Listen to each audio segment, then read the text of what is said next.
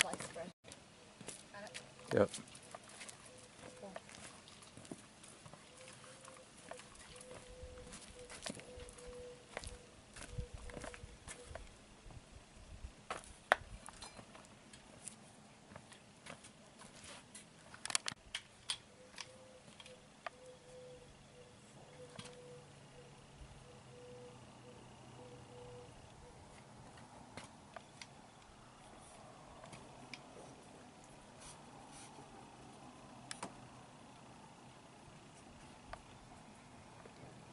You see that?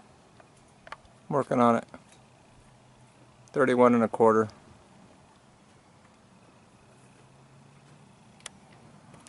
What a good boy.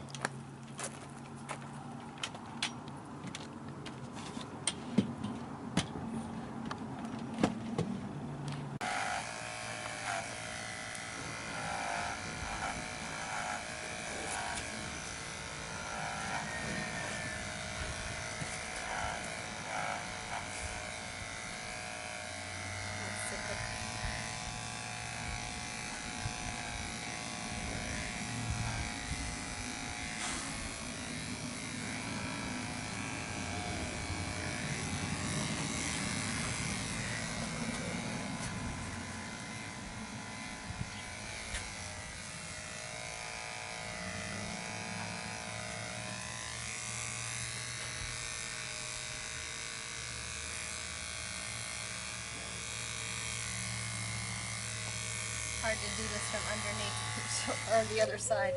I'll do his legs.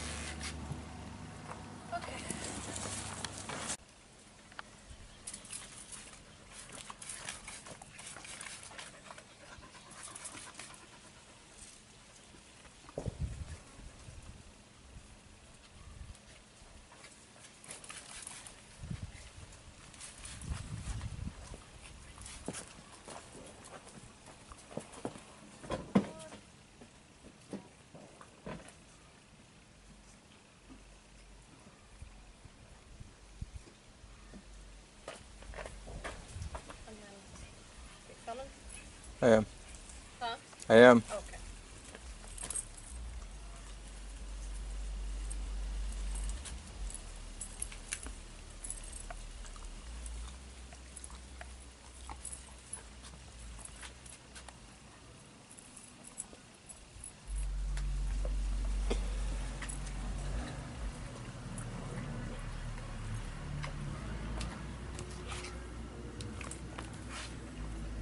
It's going to need some adjusting since it was on a 36-inch horse yesterday.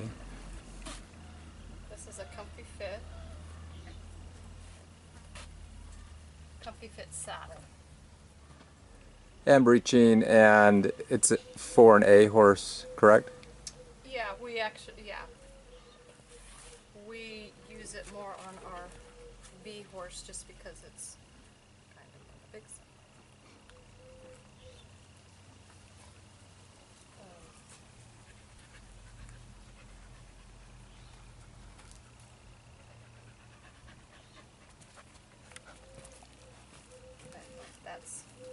that's too big. The worry is what we tend to have is these tend to rock back on our smaller horses, on these comfy fit saddles. Fits really well on Ted's B horse. Comfy fit breast collar, I think is way too big and heavy for our A horses. It weighs as much as the horse does. Just my opinion. This is not made to fit him.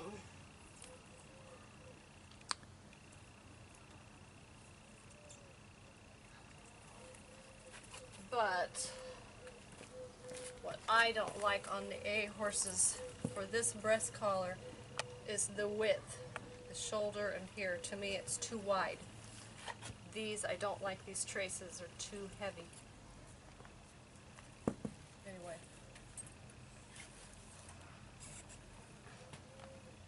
Okay. Now I will go get the other breast collar. You can turn.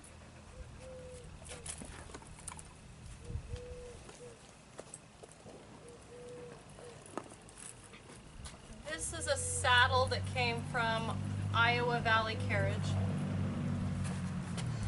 I like its fit better on our A horses. It doesn't seem to rock back like the Comfy Fit does. It's more rounded.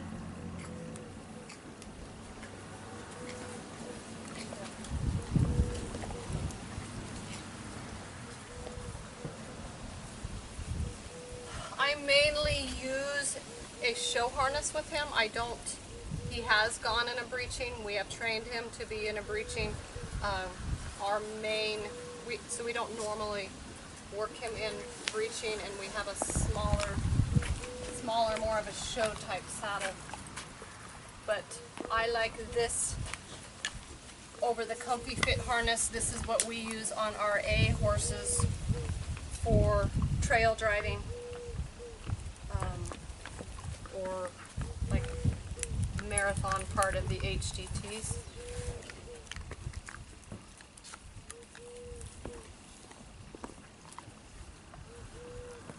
This breast collar I like.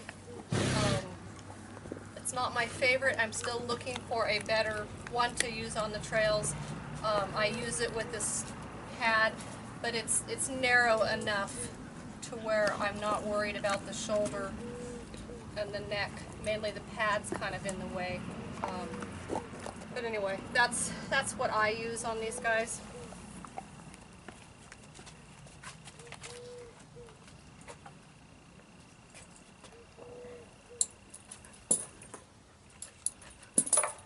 Just going to show you how he is good about all of his bridling. And it's hot here today. We're not planning on driving, but thought we would show this to you.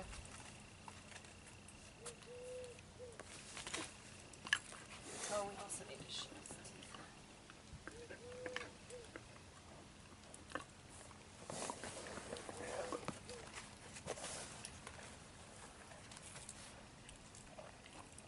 I think this was used on somebody else.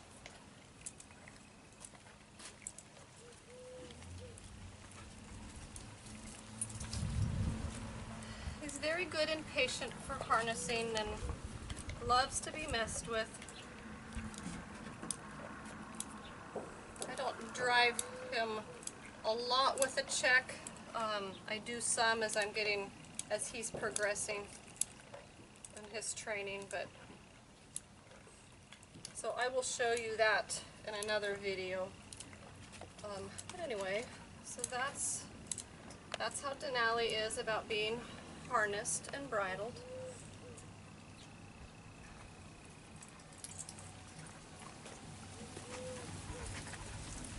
You're gonna say hi?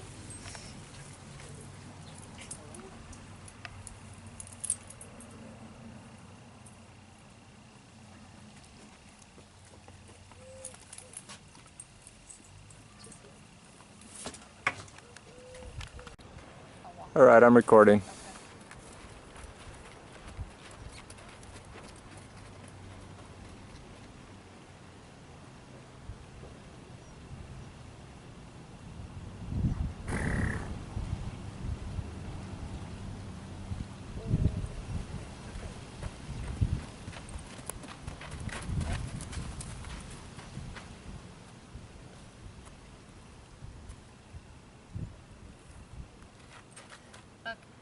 his teeth. Did you get a good angle? So teeth, did you brush today? Did you brush? Okay. I think that's it for that part. As far as stretching them out.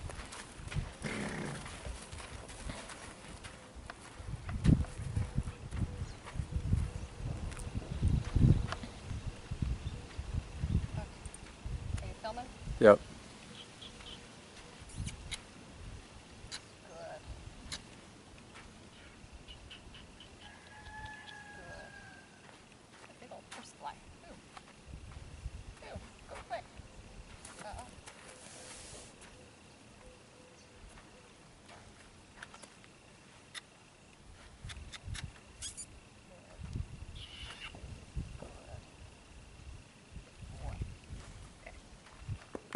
All right. We're filming. Okay.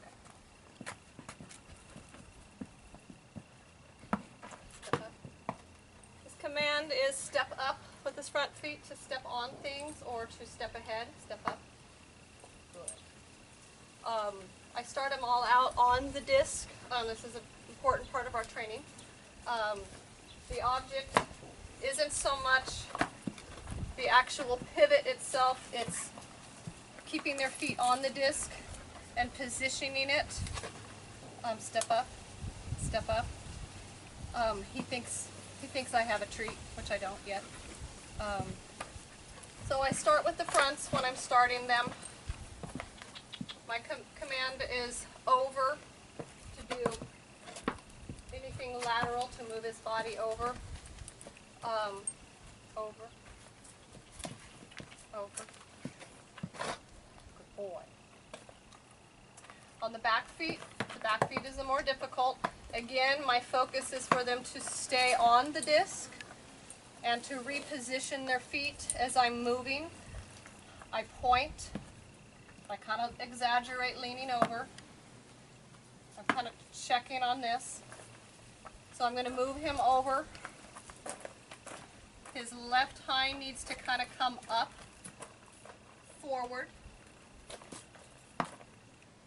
I want to position that pivot foot.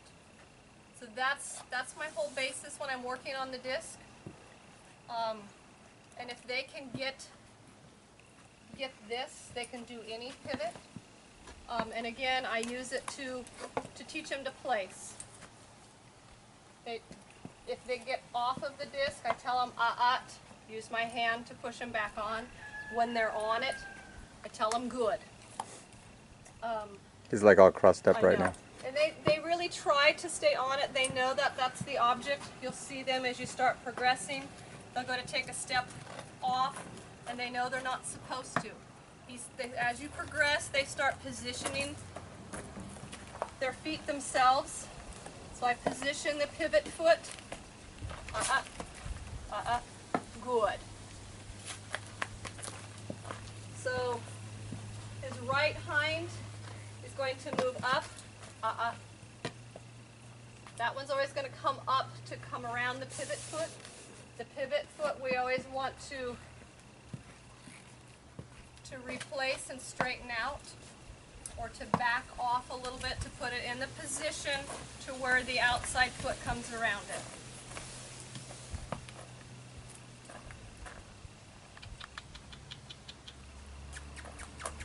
Good. He's praised for positioning these feet. That's what I want him to think about.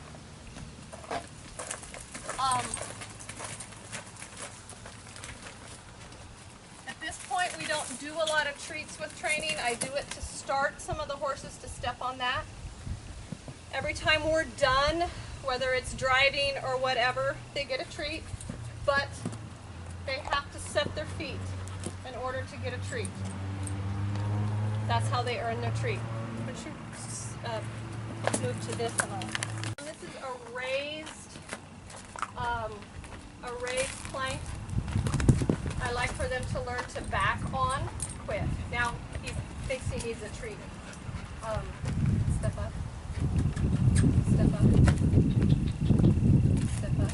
We haven't done this for a while. Good. When I start them, I treat for that. I'll sometimes put this plank against this wall, I'll move it to scary things. I'll put your dog baby gates on either side of it to make like a tunnel. Teach them to back onto that.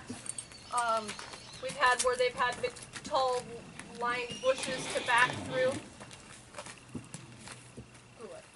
Back. And my positioning, it just goes back to where I was on the disc. You need to move a foot over. And as they progress, your cues are more subtle, just you looking, and they pick that up. So this is raised, I don't know, 2 inches. And then if you follow me to the poles. So we do a lot of this.